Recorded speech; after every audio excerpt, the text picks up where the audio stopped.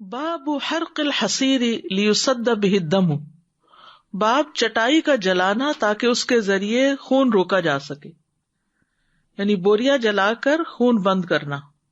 حدثني سعید بن عفیر حدثنا یعقوب بن عبد الرحمن القاری عن ابی حازم عن سہل بن سعد الساعدی قال لما كسرت على رأس رسول اللہ صلی اللہ علیہ وسلم البیدۃ وادمی وجهه وكسرت رباعیته وكان علی یختلف بالماء في المجن وجاءت فاطمة تغسل عن وجهه الدم فلما رأت فاطمة عليها السلام الدم يزيد على الماء كثرة عمدت إلى حصير فأحرقتها وألصقتها على جرح رسول الله صلى الله عليه وسلم فرق الدم۔ سہل بن سعد ساعدی کہتے ہیں کہ جب توڑا گیا رسول اللہ صلی اللہ علیہ وسلم کے سر پر پتھر، یعنی مارا گیا مراد ہے، ابن قمیعہ نے جنگ احد کے موقع پر جو پھینکا تھا نا، تو آپ کا چہرہ مبارک زخمی ہو گیا تھا اور سامنے کے 4 دانتوں میں سے ایک دانت بھی ٹوٹ گیا تھا آپ کا، تو خون آپ کے زخموں سے بہ رہا تھا۔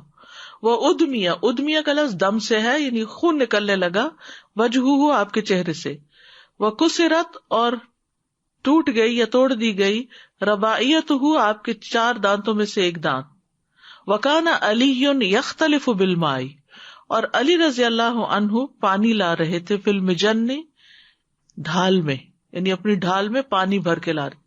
ڈھال وہ ہوتی ہے نا جو دشمن کے حملے سے بچانے کے لیے اپنے آگے کی جاتی ہے۔ وجاءت فاطمۃ، اور حضرت فاطمہ آ گئی، تغسل عن وجهه الدم، نبی صلی اللہ علیہ وسلم کے چہرے سے خون صاف کر رہی تھی۔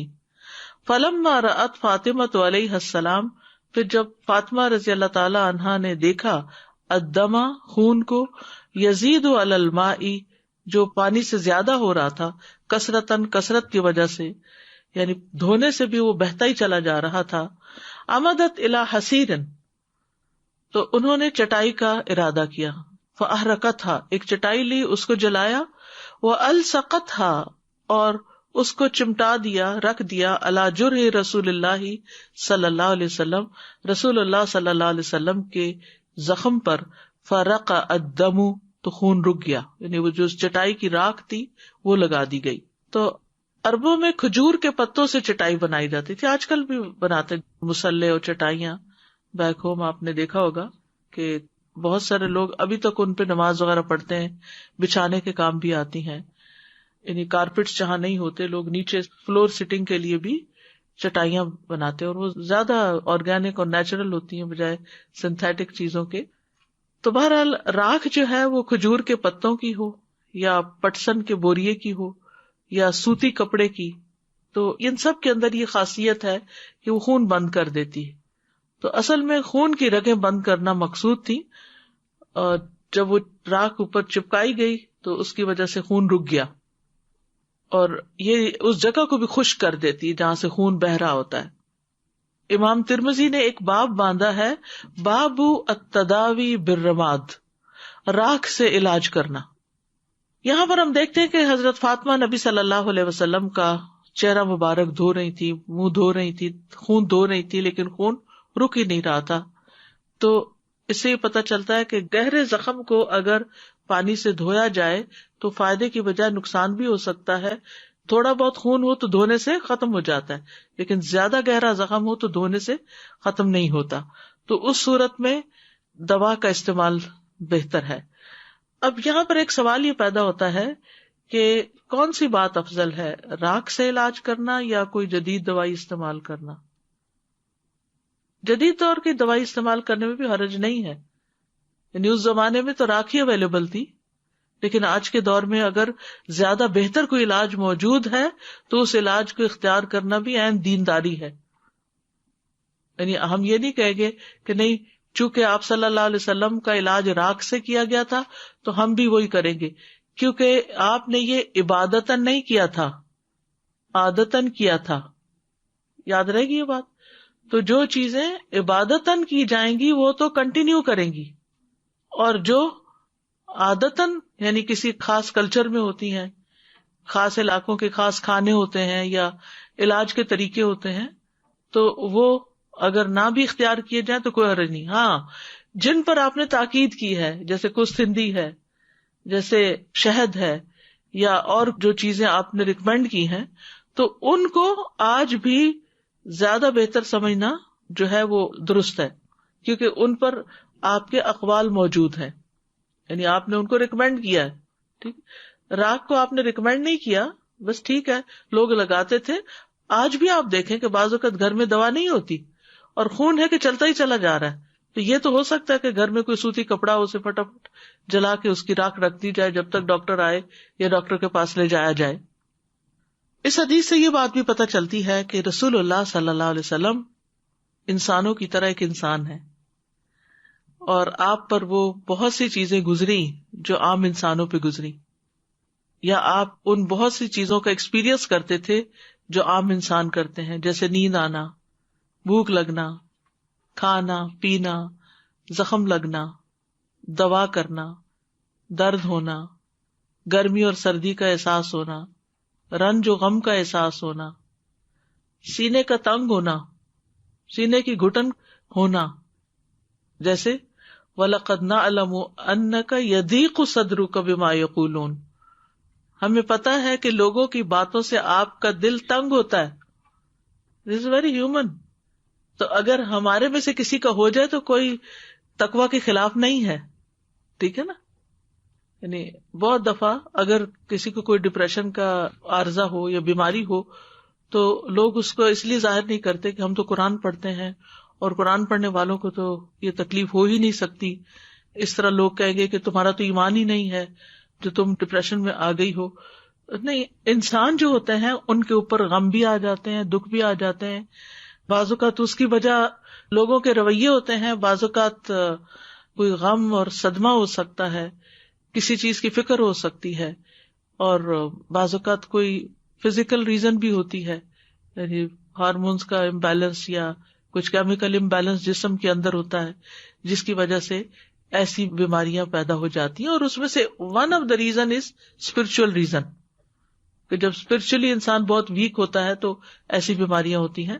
ورنہ کسی بھی انسان کو، چاہے وہ اللہ سے ڈرنے والے کیوں نہ ہو، اس کو ڈپریشن ہو سکتا ہے، یا مستقل بیماری کی شکل نہ بھی ہو تو وقتی طور پر وہ ڈاؤن فیل کر سکتا ہے. یعنی اس میں کوئی حرج کی بات نہیں ہے، کیونکہ اللہ کے رسول صلی اللہ علیہ وسلم پر بھی یہ کیفیات گزری. اسی طرح کسی خاص معاملے میں بہت وری کرنا، پریشان ہونا، جیسے نبی صلی اللہ علیہ وسلم کے بارے میں آتا ہے اللہ کا باخع النفس کا، شاید کہ آپ اپنے آپ کو ہلاک کر ڈالیں گے. یہ کیفیت کب آتی ہے انسان کی؟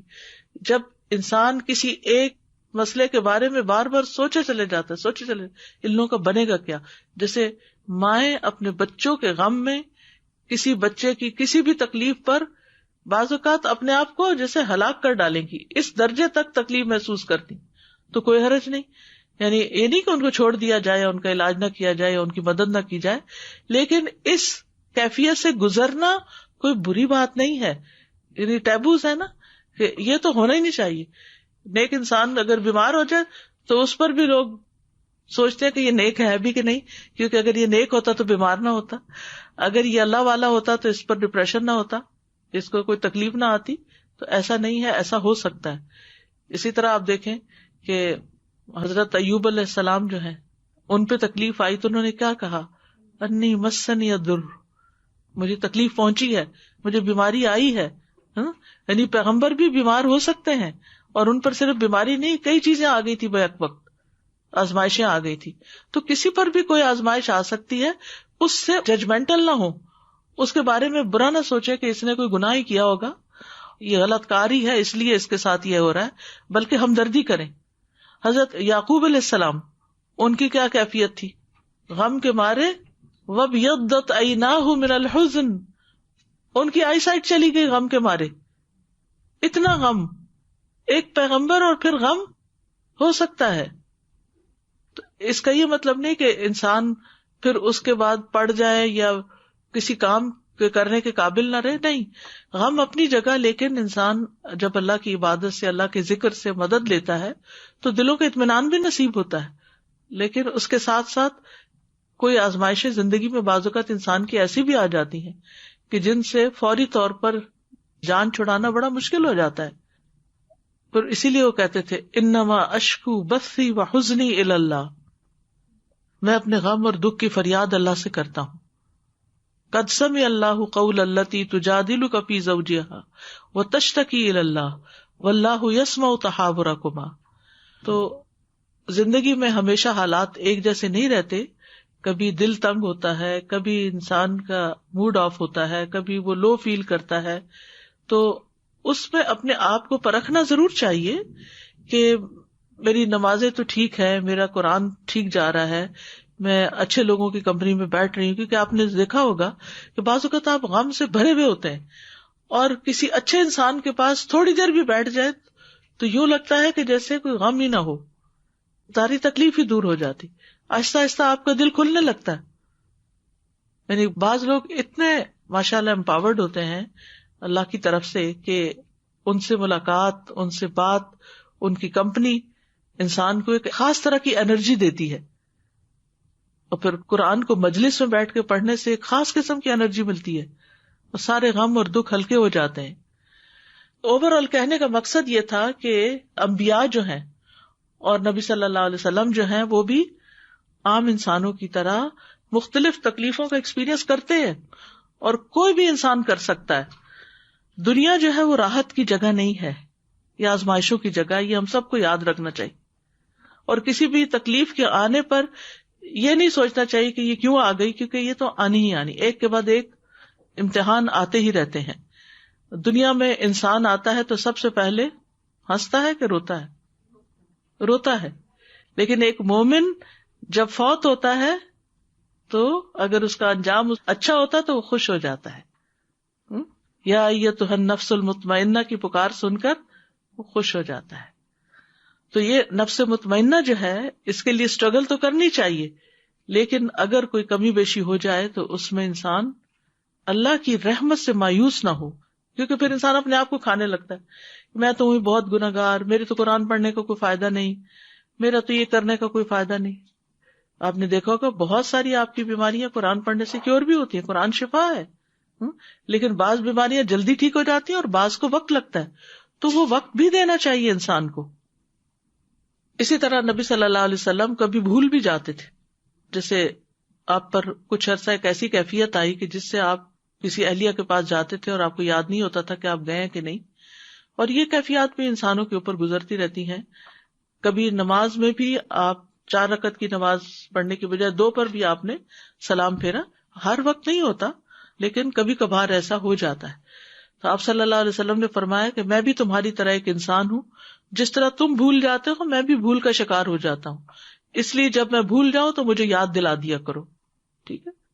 اگر کوئی نیک انسان یا کوئی دین والا انسان کبھی کسی معاملے میں کچھ بھول جائے تو بدگمانی نہیں کرنی چاہیے کہ یہ کیسا دیندار ہے، یہ اپنا وعدہ ہی بھول گیا. یعنی انسان جو ہوتے ہیں خطا کے پتلے ہوتے ہیں اور ان سے غلطیاں ہوتی رہتی ہیں. پھر اسی طرح یہ ہے کہ خون جو ہے وہ نجس نہیں ہوتا، خون اٹ سیلف از ناٹ پلید. ٹھیک ہے. یعنی حضرت فاطمہ جو دھو رہی تھی وہ یہ کہ مریض کو اگر خون کہیں سے نکل رہا ہے تو اس کو صاف کیا جاتا ہے، وہ اس سینس میں دھو رہی تھی. بعض اوقات صحابہ کرام جیسے جنگوں میں خون والے کپڑوں کے ساتھ ہی نماز پڑھتے رہتے تھے. لیکن یہ یاد رکھیے استحاضہ کا خون ناپاک ہے، پیریڈز کا خون ناپاک ہے. جی ہاں، کیونکہ آپ صلی اللہ علیہ وسلم نے خاتون کو کہا تھا نا کہ یہ ایک رگ کا خون ہے، حیض نہیں. جب تیرے حیض کا وقت آ جائے تو نماز چھوڑ دے، اور جب وقت گزر جائے تو اپنے بدن اور کپڑوں سے خون دھو کر نماز ادا کرو.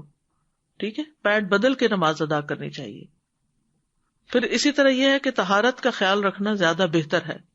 یعنی بعض علماء کے نزدیک تو خون نجس بھی ہے، لیکن بہتر یہ ہے کہ انسان اگر کسی وجہ سے کوئی خون لگ گیا ہے تو کپڑا ہٹا دے.